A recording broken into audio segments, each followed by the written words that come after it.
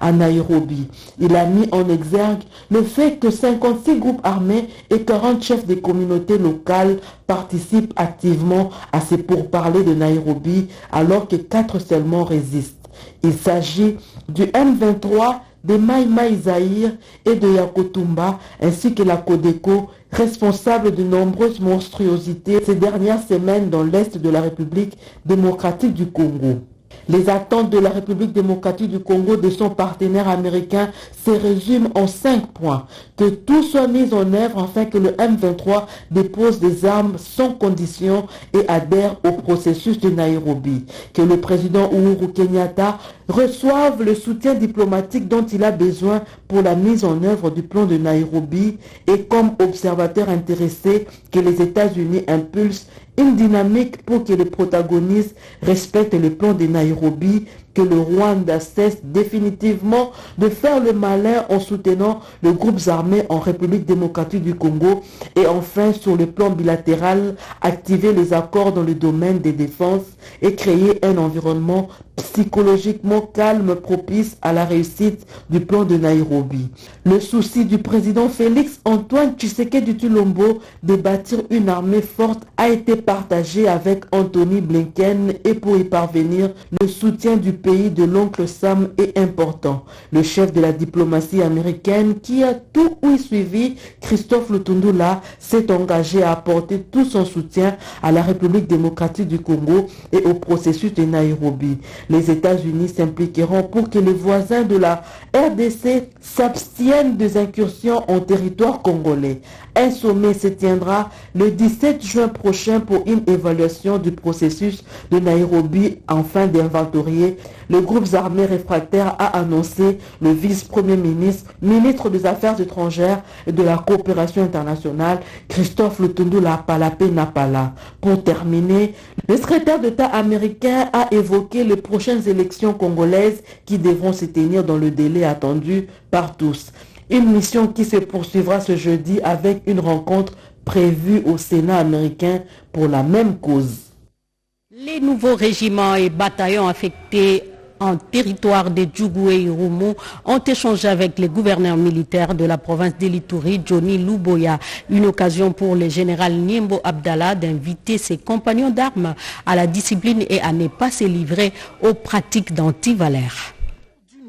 Les gouverneurs militaires et commandants des opérations en Ituri, le lieutenant-général Luboya Nkancha Madjoni a échangé avec les nouveaux commandants de régiments et bataillons affectés en Ituri dans le territoire de Djougou et Irumu. Ces officiers supérieurs de forces armées, pleins de valeur, sont venus booster les opérations militaires contre les milices communautaires réfractaires au processus de paix de Nairobi, à savoir Codeco LC, URPDC, Zahir et Mai Mai. Ces officiers ont aussi pour rôle de redynamiser la discipline militaire au sein des unités clés de victoire et règne du succès. Le général Niembo Abdallah, commandant secteur opérationnel Ituri, qui a présenté ses officiers au gouverneur militaire, appelle ses compagnons d'armes à la discipline et à éviter la pratique d'antivaleurs dans l'accomplissement de leur mission, afin de mériter la confiance de la haute autorité du pays.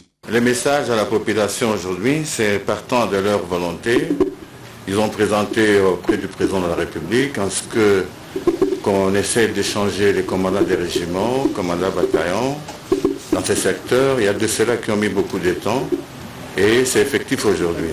Je suis venu aujourd'hui présenter au gouverneur de la province qui est en même temps le commandant des opérations, les commandants régiments qui ont été promus et le commandant des bataillons. En termes réels, on a reçu les mots du gouverneur à l'endroit des commandants qui sont promus.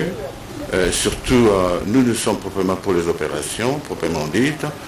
Vous savez, les opérations, le centre de gravité de nous qui sommes de l'armée, c'est la population. Donc, d'abord la protection de la population, et la protection de nos frontières, nos territoires. Bien, voilà la démarche qui a été faite aujourd'hui. Rappelons que ces changements immédiats dans le commandement de grandes unités opérant en Ituri est la réponse du président de la République et commandant suprême des forces armées, Félix Tshisekedi Tshilombo, à la demande de toutes les couches sociales de l'Ituri, question de renforcer la capacité opérationnelle et redynamiser les relations civilo-militaires à cette période de l'état de siège.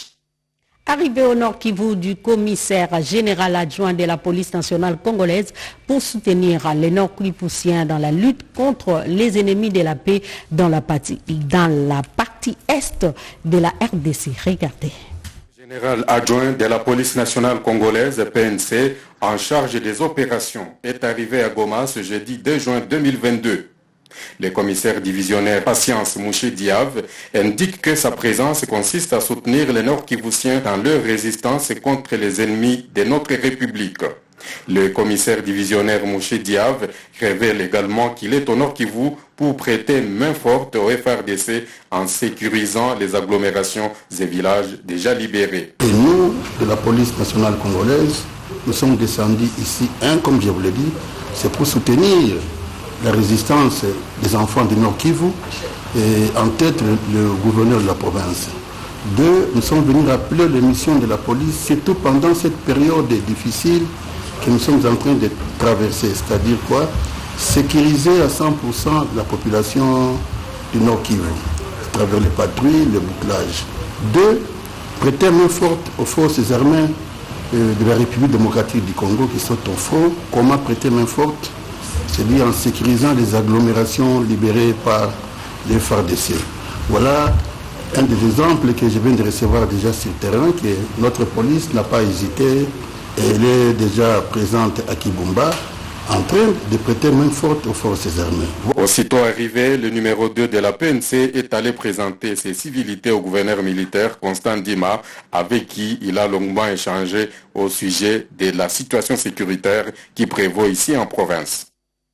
Le Premier ministre Jean-Michel Samaloukonde a procédé à l'ouverture de l'atelier national de validation du rapport initial sur l'état de mise en œuvre de la Convention relative aux droits des personnes vivant avec handicap en RDC. Cet atelier a été organisé par la ministre en charge des personnes vivant avec handicap et autres personnes vulnérables en partenariat avec les ministères des droits humains. Pati Tondouangou Kizunda.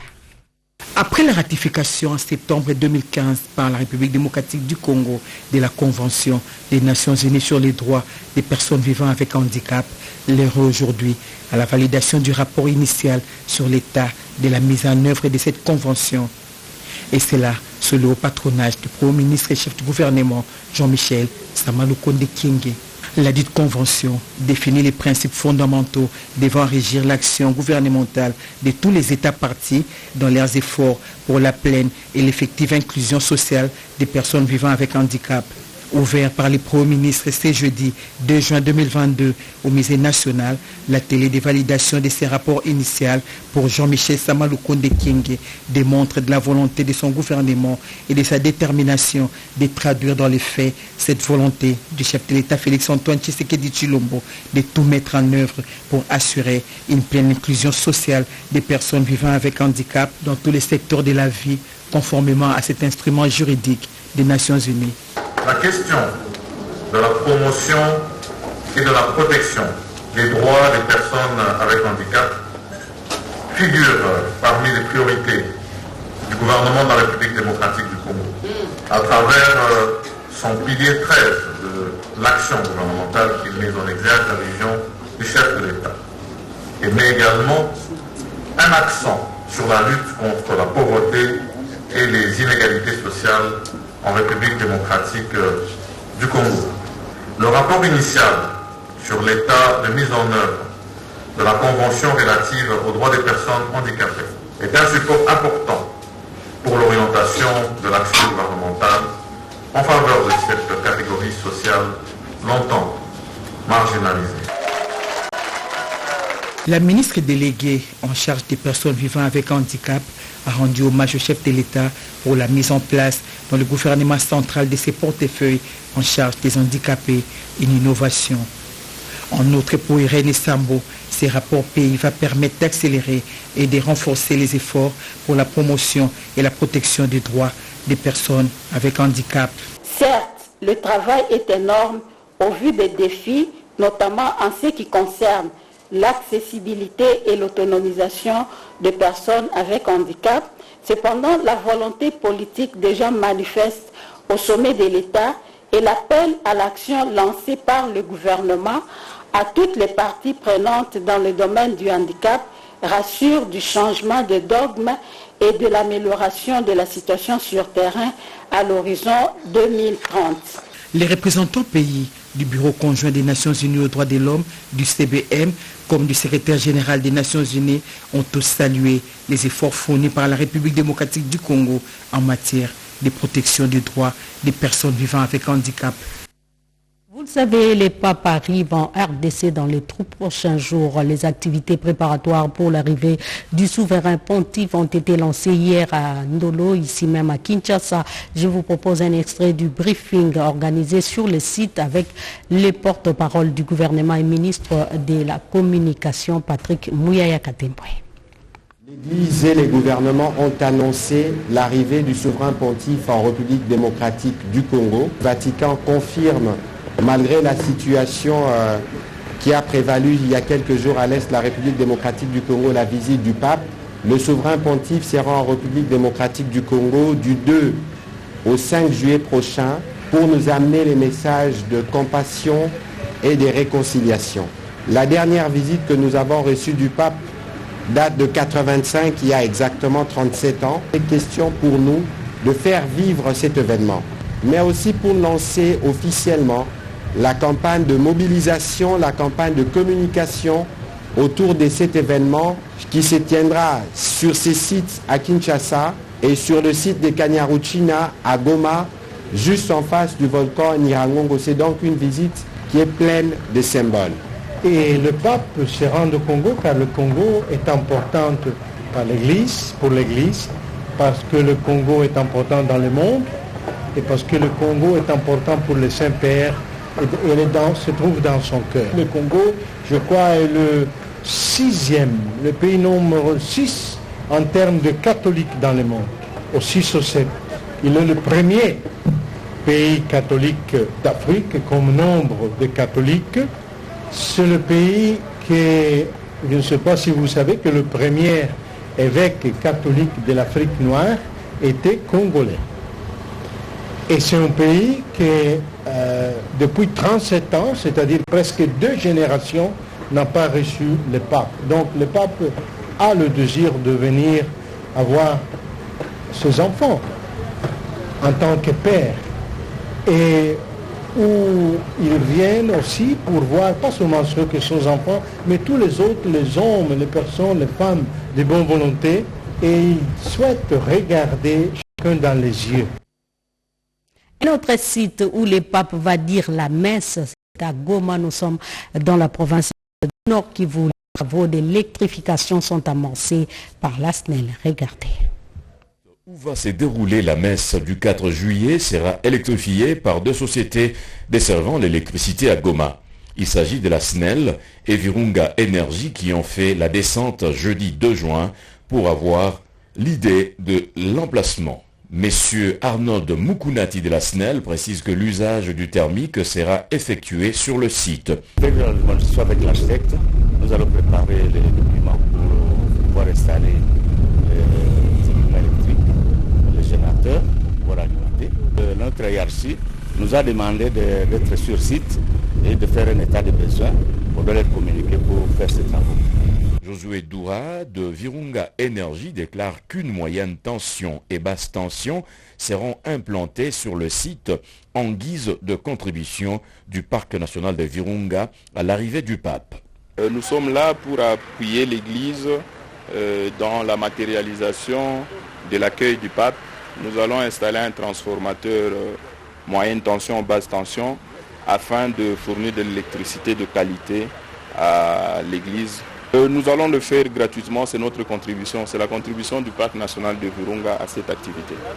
L'architecte Murphy Ntul, en charge du site, dit que le rythme de travaux reste accéléré afin de garder le cap de la date butoir. On a revu même le planning qui était prévu initialement. On a un nouveau planning où les équipes sont doublées, triplées dans certains postes pour permettre de rattraper le temps. Donc, étant donné la grandeur de l'événement, donc on peut rassurer qu'on sera dans le temps. Sur le site, des gros travaux de maçonnerie, de topographie, de soudure, voire le rechargement s'intensifie avec usage de engins adaptés. Les responsables du diocèse de Goma veuillent au grain afin de se rassurer de l'évolution. À Idjofa, dans la province de Kwilu, les centenaires du diocèse se préparent. Il y a eu lancement de l'éclairage public à Upamo, dont le chef de l'État Félix-Antoine Tshisekedi Tshilombo. Maloukonde tient à la réussite de la récolte de la saison culturelle 2021-2022. Deux de ses warriors, les ministres d'État en charge du développement rural, François Roubota Masumbuko, et celui de l'agriculture, Désiré Msinga Barianze, vont donner le go de cette opération. Le ministre d'État en charge du développement rural, qui est arrivé le mardi 31 mai 2022 à Goma, parle de cette mission. Nous sommes préoccupés par le développement de notre pays à partir de la base, et, comme l'a indiqué la vision du chef de l'État, président de la République, Félix-Antoine Tshisekedi Tshilombo. Moi, je regarde ce qui est en train d'être fait dans le cadre du développement rural. Mon collègue regarde ce qui est en train d'être fait dans le cadre de l'agriculture. Donc nous sommes venus faire une promotion parce que bientôt ça sera la prochaine saison agricole. Il faudrait que nous sensibilisions la population pour qu'elle cultive en abondance et que nous aussi nous développions les routes de dessert agricole pour permettre à ce que les productions soient évacuées vers le centre de consommation. François Roubota Masumbuko a rejoint son collègue de l'agriculture, arrivé 2 jours avant à Goma. Les deux personnalités ont pris le bateau et sont arrivés le même jour à Bukavu. Goma, Rutshuru, Masisi dans le nord Kivu et Bukavu, Uvira dans le sud Kivu sont concernés par le lancement de la récolte de la saison culturelle 2021-2022 et les préparatifs de la saison 2022-2023. Voilà, c'était là les lancements officiels de la saison culturelle 2020-2028, les préparatifs donc de la saison dans la province de Nord Kivu. Nous allons rester dans cette province pour parler aussi de cette saison avec l'objectif poursuivi par les programmes volontaristes et de faire face à la pandémie de Covid-19 et la guerre en Ukraine. Marthe Magaza. Après le transit par Goma, passage obligé par la contrainte de navigation aérienne, le ministre de l'Agriculture, Désiré Nzinga Barianze, est arrivé à Bukavu avant de s'engager sur la route des escarpements pour gagner le site agricole exploité par BAB dans la vallée de la Ruzizi. Ici, le ministre a procédé à l'inspection de tous les matériels de production et d'exploitation agricole. Et quand nous sommes arrivés avec l'impulsion du Premier ministre, avec la vision du président sur la revanche du sol sur le sous-sol, nous comprenions que les choses, après 3 ans, devaient être visibles. Pour qu'avec la grande saison 2022, le peuple voit déjà que non, les choses ont tourné, parce qu'ici on doit engager les gens, on doit aider la population à faire leurs champs. Ils n'ont pas seulement le rôle de faire les champs et de transformer pour le compte du ministère de l'Agriculture, mais le plus grand rôle, c'est d'accompagner les petits agriculteurs en termes d'intrants, en termes de matériel agricole. Vous avez vu qu'on en a assez pour toute la province d'ailleurs, je crois, et que c'est une question maintenant d'organisation. Désiré Nzinga Barianze était accompagné de François Roubota, ministre d'État en charge du développement rural, qui a réagi sur le domaine qui est le sien. Le projet que nous sommes en train de visiter a un aspect de développement des routes de dessert agricoles. Alors nous accompagnons tout ça. Le chef de l'État, président Félix-Antoine Tshisekedi, a dit il faut développer notre pays à partir de la base. Et ce développement dépend en grande partie de l'agriculture, de la pêche, de l'élevage, évidemment dans un espace qu'on appelle espace rural. Ensuite, toute l'équipe de la suite ministérielle a pris la direction de Ouvira. Nous sommes toujours dans la province du Sud-Kivu. Après Sud-Kivu, revenons à Kinshasa où un nouveau réseau de connectivité à haut débit, Intelsat, vient de voir le jour. L'inauguration a eu lieu au quartier Kingabwa dans la commune de Limete. Parmi les actionnaires, les basketteurs internationaux Mutombo Dikembe, Joseph Oscar Malkaïch. Connectivité à haut débit partout et pour tous en RDC. Une station terrienne dotée d'équipements de dernière génération. Des innovations qu'apporte le premier réseau mondial 5G unifié en construction par Intelsat en partenariat avec Ragasat et l'actionnaire Mutombo Dikembe. Une véritable aubaine pour les opérateurs de télécoms.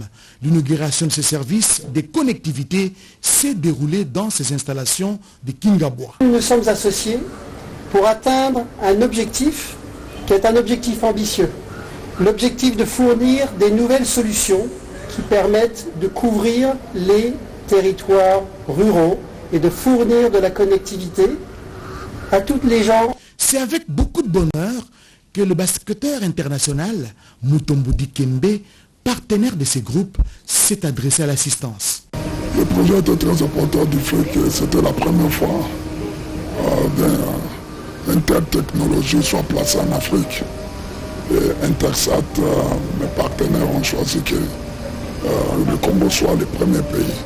Et quand j'ai appris ça, je n'étais pas hésitant d'investir dans la société et qu'on puisse travailler ensemble pour l'amélioration de la vie de nos peuples congolais ici. Un forum d'échange sur la connectivité en République démocratique du Congo a été organisé à cet effet au Fleuve Congo Hotel.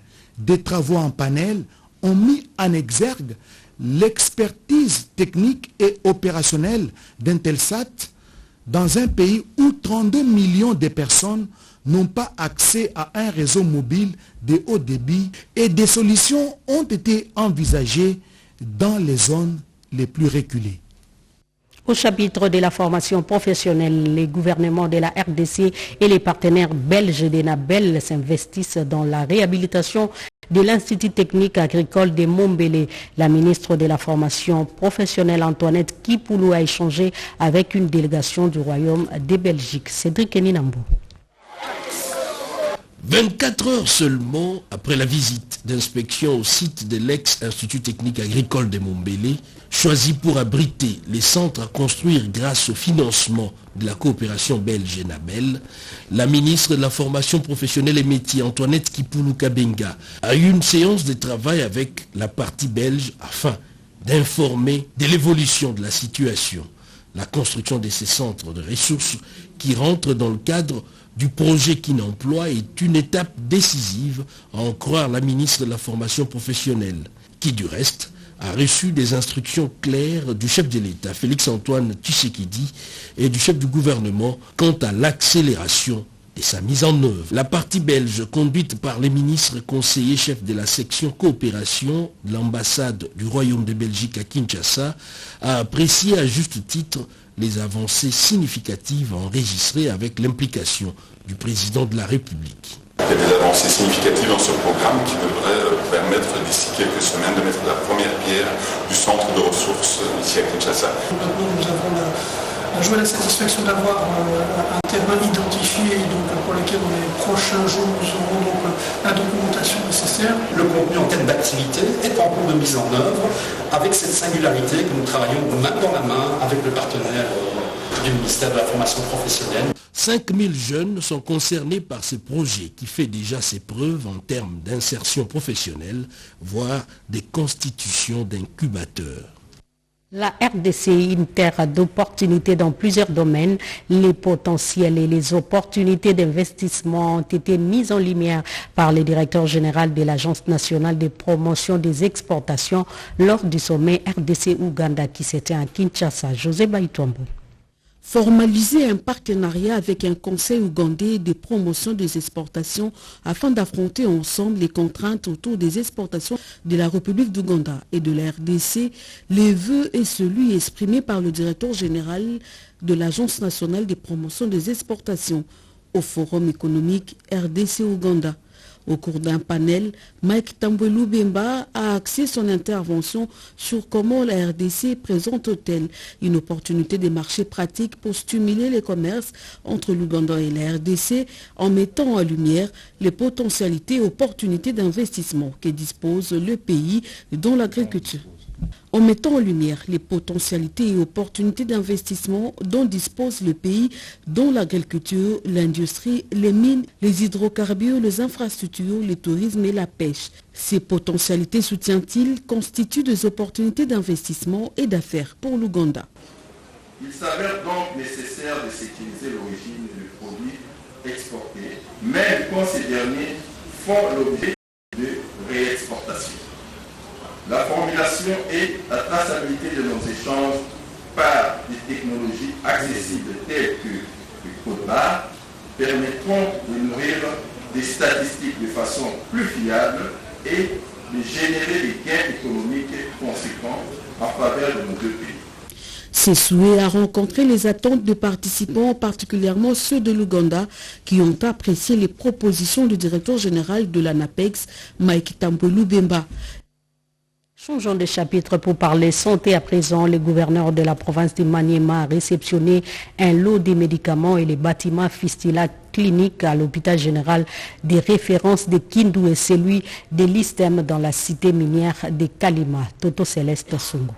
Représentant pays des Fonds des Nations Unies pour la population UNFPA RDC, accompagné de la délégation de l'ambassade de Suède, a visité et remis quelques projets déjà réalisés et terminés au Maniema. Le décor planté, la cérémonie de remise officielle a eu lieu. Un pavillon fistule obstétrical à l'hôpital général de référence de Kindu et un bâtiment de la section sage-femme à l'ISTEM Kalima, tous les deux réhabilités par UNFPA avec le financement de la République de Suède. Le chef de la coopération suédoise en République démocratique du Congo, Joachim Beijimo, s'est dit satisfait de réalisation et réitère l'engagement de son pays dans l'appui du secteur de la santé maternelle et infantile en faveur des populations de la RDC. Peu avant la remise des matériels, l'autorité provinciale a encouragé les femmes porteuses de fistules et surtout des victimes de violences sexuelles à se signaler sans honte au personnel soignant pour leur prise en charge médicale.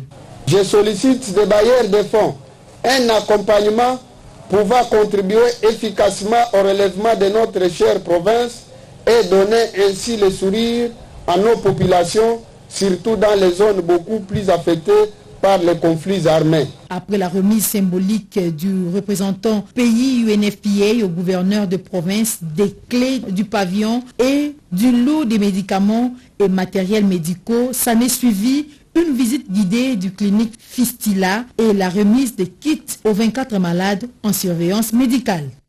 Je l'ai dit à l'ouverture de ce journal, à Lissala, la campagne contre le coronavirus a été lancée. Nous sommes dans la province de la Mongala. Le gouverneur AI de cette province qui a donné le go de cette campagne a été le premier à se faire vacciner. Regardez.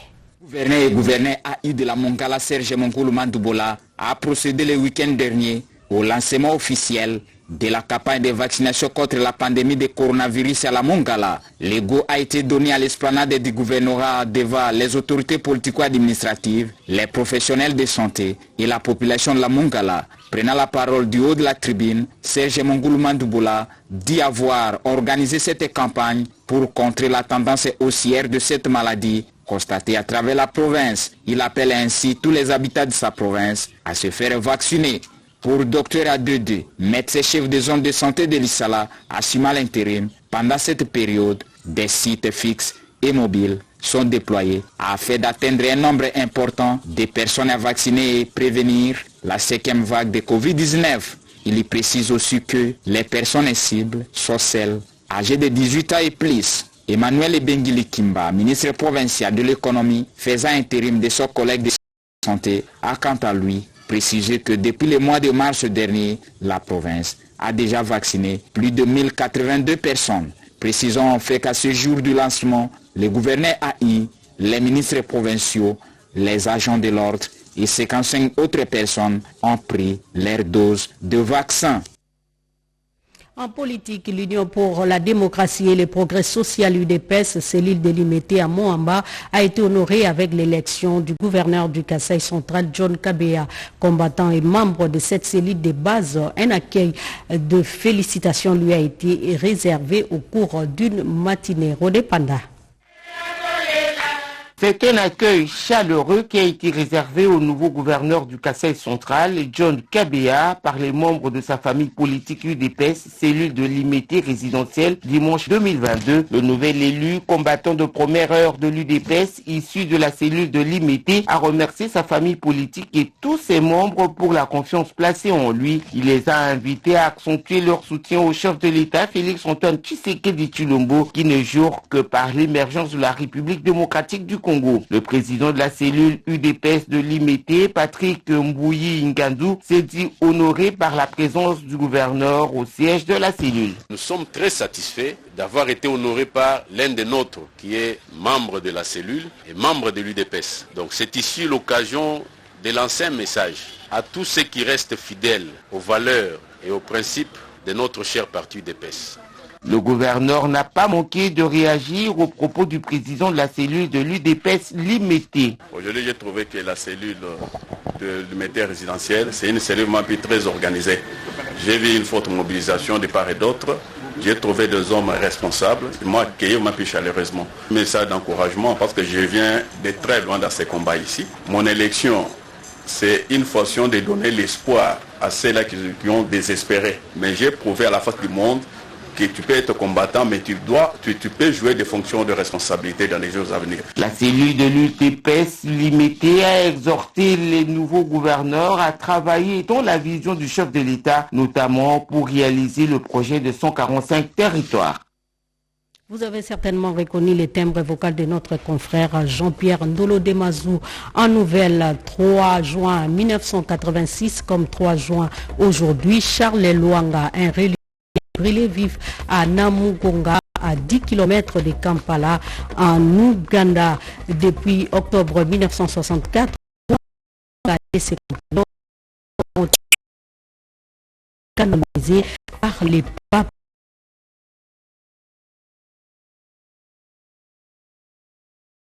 Paul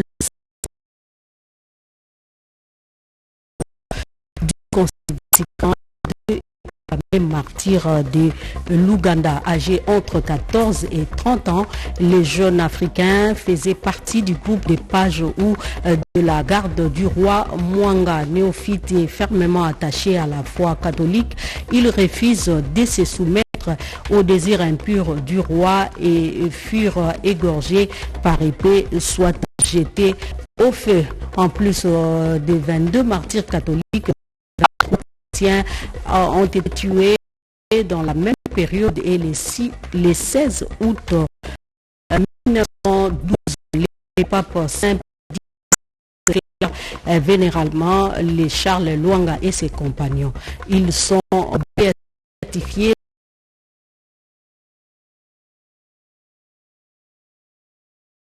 le 6 juin 1920, puis canonisé le 18 octobre 1964. Saint Kizito et Saint Charles Lwanga seront proclamés patrons de la jeunesse africaine. Notre confrère Nkomina Sedouga y reviendra avec images et commentaires prochaines éditions. Fin de cette grande édition de la mi-journée sur la RTNC. Messieurs, merci pour votre attention soutenue. Merci à Joël Kaimbe pour son concours rédactionnel. Journal réalisé par Rodé Panda et Patti.